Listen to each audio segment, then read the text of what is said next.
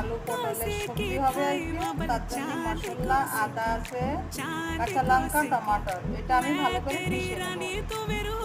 এখন আমি আলু পটল রান্না শুরু করেছি। কড়াইতে তেল দিয়েছি, একদম সিম্পল রান্না হবে। কয়েকটা শুকনো লঙ্কা দেবো,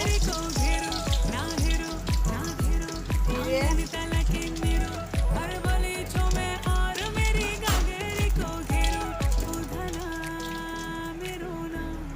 এরপরে দেবো আমি আলু।